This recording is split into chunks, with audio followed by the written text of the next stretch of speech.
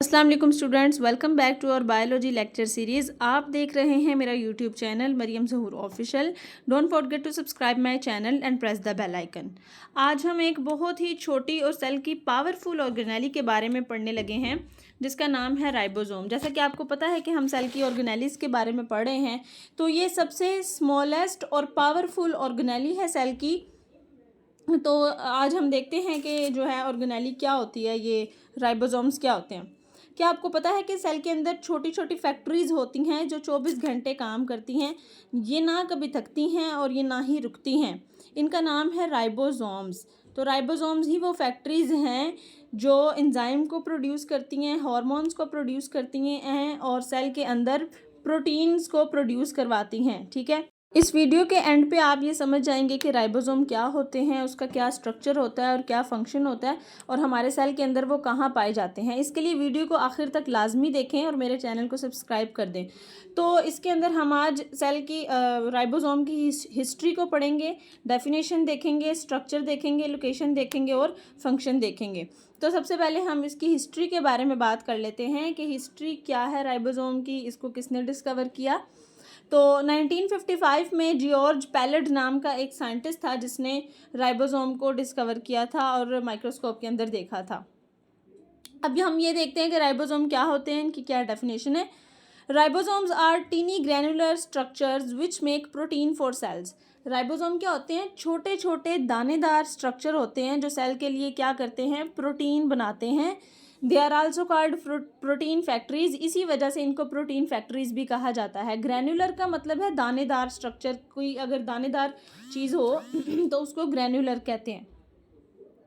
उसके बाद इसके स्ट्रक्चर के बारे में बात करें कि जो है राइबोसोम कैसा दिखता है। तो कुछ ऑर्गेनेलीज होती हैं हमारे पास जो मेम्ब्रेन बाउंडेड होती हैं और कुछ नॉन मेम्ब्रेन बाउंडेड होती हैं। जैसा कि मेम्ब्रेन बाउंडेड ऑर्गेनेली के बारे में हमने पढ़ा रिसेंटली, जो था न्यूक्लियस। लेकिन जो राइबोसोम है वो नॉन मेम्ब्रेन बाउंडेड है क्योंकि इसके ऊपर कोई झिल्ली वगैरह नहीं होती। और अगर बात की जाए इसके साइज़ की, तो जो यूकैरियोटिक राइबोसोम है वो प्रोकैरियोटिक सेल के अंदर जो राइबोसोम है उससे थोड़ा सा बड़ा होता है। प्रोकैरियोटिक सेल के अंदर भी राइबोसोम होते हैं और यूकैरियोटिक सेल के अंदर भी होते हैं। अब यूकैरियोटिक सेल क्या होता है और प्रोकैरियोटिक सेल क्या होता है, ये प्रीवियसली मैंने डिस्कस किया था। जो मेरा लेक्चर है उसका टॉपिक है सेल, उसके अंदर मैंने डिटेल से डिस्कस किया था कि प्रोकैरियोटिक सेल और यूकैरियोटिक सेल क्या होते हैं। तो वो आप देखेंगे तो आपको पता चल जाएगा।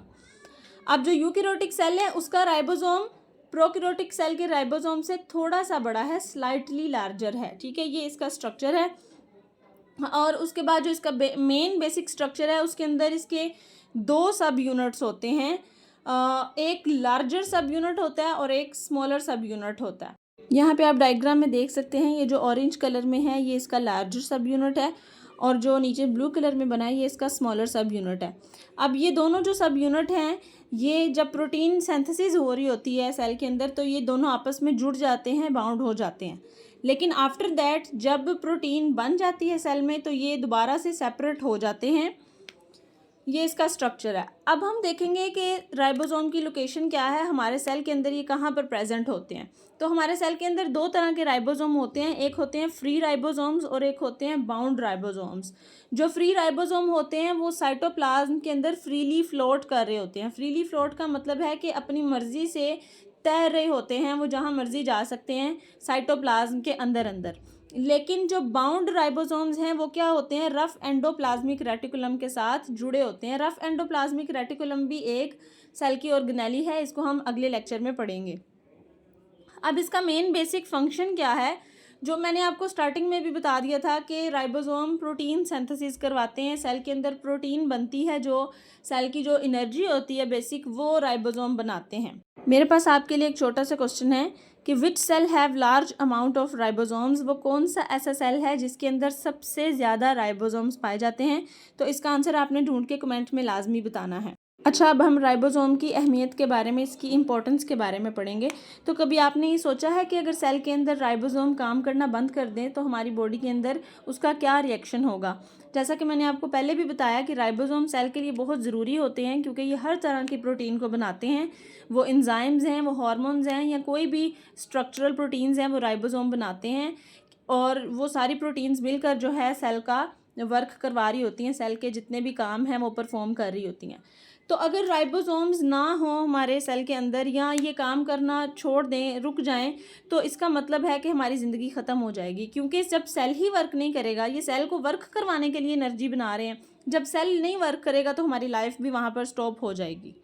तो अब आपको ये तो पता चल गया है कि राइबोसोम काम कैसे करते हैं। बेसिकली ये प्रोटीन बनाते हैं, लेकिन क्या आप ये जानते हैं कि जो राइबोसोम प्रोटीन बनाता है वो कहाँ जाता है और उन्हें कौन डिलीवर करता है?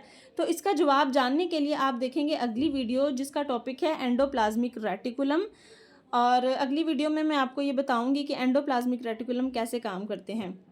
तब तक के लिए अल्लाह हाफिज़। वीडियो अच्छी लगे तो वीडियो को लाइक करें, शेयर करें और मेरे चैनल को सब्सक्राइब करें। Thank you.